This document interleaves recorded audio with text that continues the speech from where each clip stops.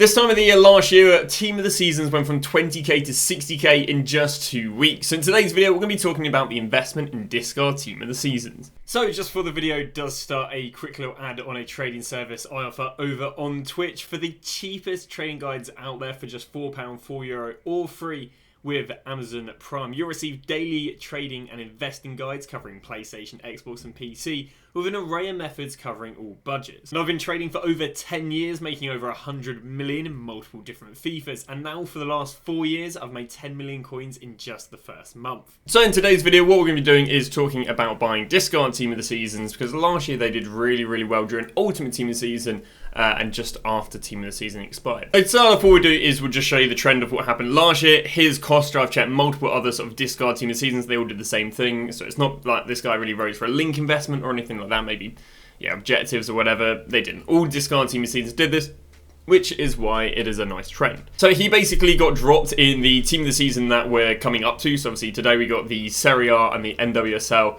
We then had the mixed on the Saturday, so he's equivalent to that week's Team of the Week. Week. So when it says Sunday here, it basically means the Sunday that's coming up in 2 days. So we can see that these cards were the cheapest up until Tuesday. You then had the guaranteed Team of the Season SBC that rose these cards from 22 up there to 29k. But the more significant rise was Friday. And that's because that's when Ultimate Team of the Season is. Now the relevance of Ultimate Team of the Season is that we get more SBCs, but there's less players who can be used. Because obviously if we go and look at the, let's go and use the La Liga Team of the Season, we can see there are loads of discard players. There's what, 1, 2, 3, 4, let's say 5, 6, 7, 8, anything else? 8 in there. We then go and head to the likes of the women's team. And then in the women's team there's another 1, 2, 3, 4. We then go move to the mixed team. And the mixed team has 1, 2, 3, 4, 5. So in total, I think there's about 17, 18. Well, coming the following Friday, so again, a week and a half now, is going to be the Ultimate Team of the Season, which is going to be the 23 best Team of the Seasons, the 11 best Women's Team of the Seasons, and the 11 best Mixed Team of the Seasons. Which basically means everything is going to be expensive. They do have the odd cheap one. So if I go and load up last year's Ultimate Team of the Season, you'll see there were like 1 or 2 cheap ones, but we're not talking there being one, a cheap one is then like 50k, rather than a cheap one being 20k, and 2, there's like 2 or 3. So this was Ultimate Team of the Season last year, which again is the team, and you can see none of these are going to be cheap. Fofana would have been a cheap player.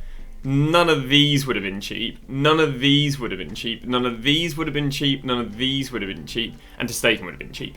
So you go from there literally being, 6 or 7 in the main team to there being 2 cheap ones. And it's likely to be the same in the women's team. Is rather than there being 5 or 6 cheap ones, there's likely to be 1 cheap one. We'll also get that in the mixed one. Again, rather than there being 4 or 5 cheap ones, there'll be maybe 2 cheap ones. And even the cheap ones, I wouldn't say are guaranteed to be 17k, which the ones are at the moment. So why does there being a lack of cheap Team of the Seasons have any relevance? Well, not only because of the upgrade SBCs we get during Ultimate Team of the Season, but all the existing SBCs and all the SBCs they will release during Ultimate Team of the Season.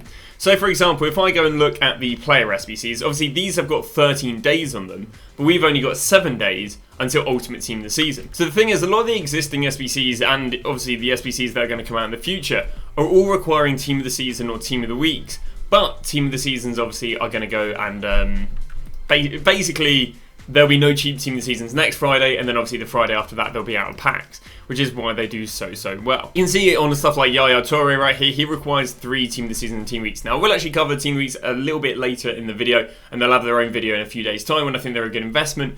But yeah, basically there's so many existing SBCs that are around for so long that people should keep on building towards that they should do very well, because it's basically cheap Team of the Seasons are going out of packs because there'll be no cheap Team of the Seasons as of next Friday. Now you may say, well, we've got absolutely ages till we have to go and buy cheap Team of the Seasons. If Ultimate Team of the Season isn't until next Friday, surely we have absolutely ages. Now I agree that would be the case, apart from this weekend we might, now it's not guaranteed, but we might go and get the Icon SBC. Now EA are normally very obvious if we're going to go and get the Icon or the Hero, because normally they go Icon SBC, Hero SBC, Icon Hero SBC, Hero SBC. But what we have this week is we have both Hero and Icon SBCs, meaning we're not too certain, are we going to go and get, are they going to go and release an Icon this week or a Hero? Because if you guys don't know, a Hero SBC doesn't really rise fodder, it doesn't rise Team of Seasons, it doesn't rise Informed. But the Icon SBC, given that it's good value for money, will rise the rise Team of the Weeks, the rise fodder, and the rise cheap Team of the Seasons. So the one that they released this week didn't really rise anything whatsoever. I mean, we can go and look at something like the Mixed 3 to get a good idea of this. So someone like this guy, we can see that he didn't really have any significant rise. If anything, he just dropped. So that shows that in the last 2 weeks, we haven't really had a well-demanded SBC. But if I look at a Team of the Season from 3 weeks ago, and therefore we go and look at something like the Team of the Season Mixed 1, we can see that, again, we pick up complete pleb that really isn't being used in Evos. I mean, I can show you all the players. We can see that these went from 17k here to 26k. We can see that the rise occurred on the Sunday. Now, this was because of them releasing an Icon SBC that required Team of the Seasons. Now, there's definitely arguments saying, well, there's way more Team of the Seasons than there were 2 weeks into Team of the Season, which is a fair argument. And, other arguments as such. But what we can see is, obviously, we can see that the cards went up 8k. Now, yes, they might only go up 3-4k, but if they got up 3-4k, then you've missed the investing opportunity of getting them on the cheapest.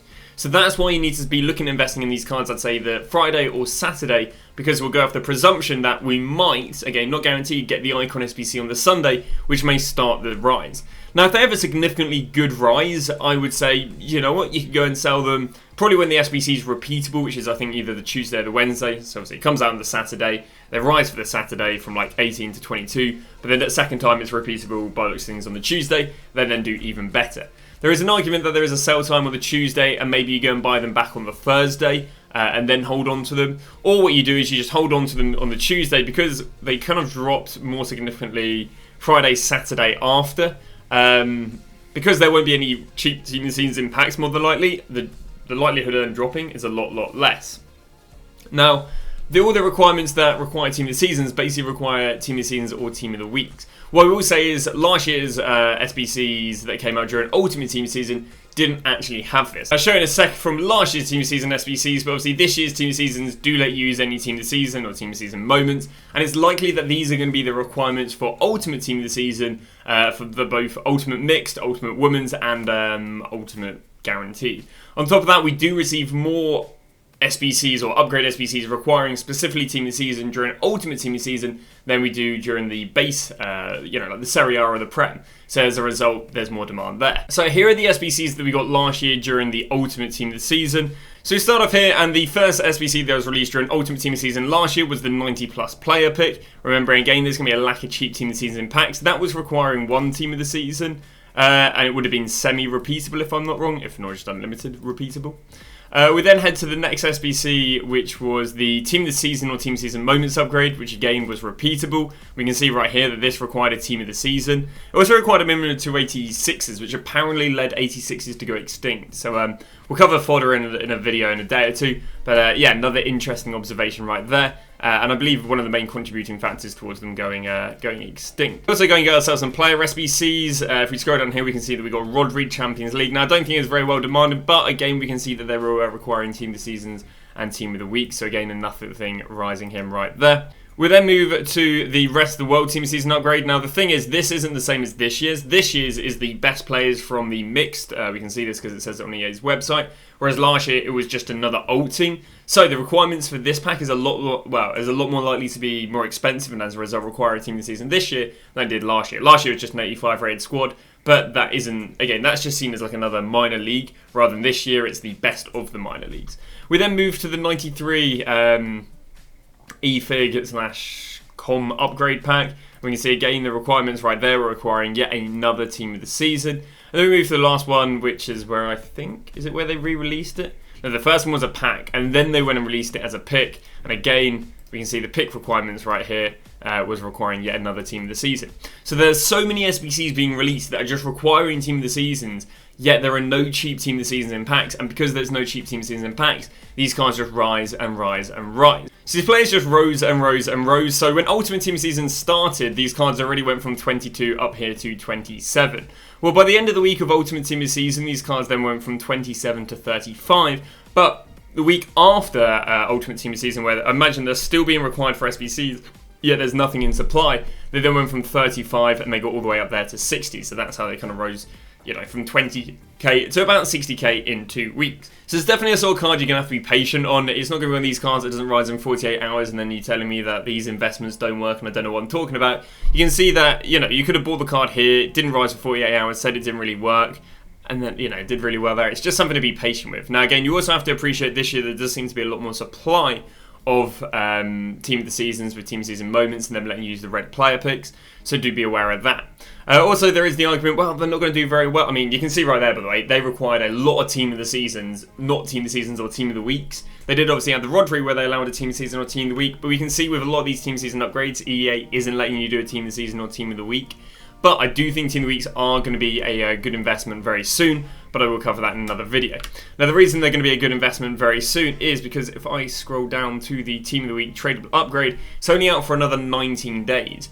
But the relevance of that is there's basically only going to be, if I'm not wrong, 3 more repeats or 2 more repeats. Yeah, and because there's only going to be 2 more repeats, it's not like, again, this SBC is obviously repeatable over and over and over again. It's just, if EA is requiring loads of teams this season, the Team of the Weeks, people only being able to obtain 2 tradable Team of the Weeks isn't going to be that crazy. On top of that, Team of the Weeks right now are the same price as Team of the Seasons, which means when Team of the Seasons rise, Team of the Weeks will rise along with it. Yes, they'll drop every Wednesday, but they'll still do very well because they're right with it. But again, I will go and cover that in a video, probably on about Tuesday or Wednesday, because the investment will be when the Team of the Week SBC is repeatable this week. But that is going to go and wrap that up. Regarding investing in them, I guess I haven't really talked about it. It doesn't matter if you buy high-rated or low-rated. Like, the high-rated didn't really outperform the low-rated. What I would say is I would try and keep it to Team of the Season cards over Team of the Season moments. But again, if you want to go and get Team of the Season moments, I don't think it'll be that big of a deal. But, just play it safe. I'd prefer to keep it a Team of the Seasons.